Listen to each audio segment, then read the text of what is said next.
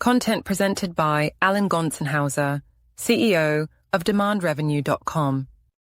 Crises explode. They demand immediate response from your marketing team and other relevant functions. How CMOs and CEOs act in those first critical hours can determine your portfolio company's reputation and value for months or years to come. The recent CrowdStrike crisis showed what effective crisis response looks like. Their CMO and leadership team admitted issues quickly, communicated transparently, and took swift action. No finger-pointing, no delays, just solutions. I believe in immediate, honest, and transparent crisis response. I'm completely against trying to bury bad news or blaming others. CMO and CEO partnership in crisis. In private equity portfolio companies, the CMO and CEO must work in lockstep during crisis response. The CMO and CFO, if CFO has investor relations, manages external communications, while the CEO demonstrates leadership accountability. This partnership builds stakeholder confidence when it matters most. Professional, coordinated response protects more than reputation. It preserves company valuation. One poorly managed crisis can erase millions in portfolio value. Smart private equity investors recognize that effective crisis response capabilities represent significant risk mitigation. War room essentials. Your crisis war room needs 5 elements to succeed. 1.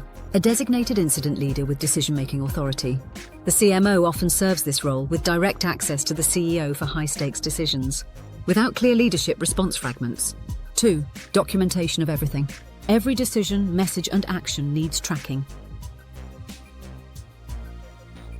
This creates accountability and helps analyze response effectiveness after the crisis ends. 3. Clear communication channels. Establish how team members share information and updates. CMOs must ensure everyone has the same facts at the same time. 4. Prepared templates and protocols. Don't waste precious minutes creating response frameworks from scratch. CMOs should build templates for social posts, press releases, and customer communications before crises hit. 5. Regular practice sessions. Crisis simulation builds muscle memory. The CMO and CEO should run through scenarios quarterly so response becomes second nature. What transparency looks like. Transparent crisis response means acknowledging what happened, explaining why it matters, and detailing your fix. Quickly. Atlassian provides a strong example. When they experienced a major service outage, their CMO published detailed incident reports, explaining exactly what failed and how they fixed it. They didn't hide behind vague technical language or downplay impacts. Companies that blame vendors, circumstances, or the system damage trust. Customers understand mistakes happen. They won't forgive companies that hide truth or deflect responsibility. Building your response process.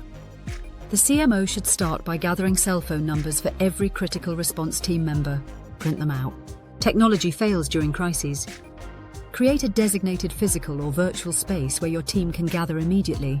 Stock it with the tools and resources needed for rapid response. Identify subject matter experts across your organization who can provide accurate technical details during different crisis scenarios. Develop clear approval chains for external communications. Crisis speed demands streamlined processes, not bureaucratic committee bottlenecks. The CMO needs direct access to the CEO during critical situations. Leading through crisis. The best crisis leaders communicate 3 things consistently. Here's what we know now. Here's what we're doing about it. Here's when we'll share more information.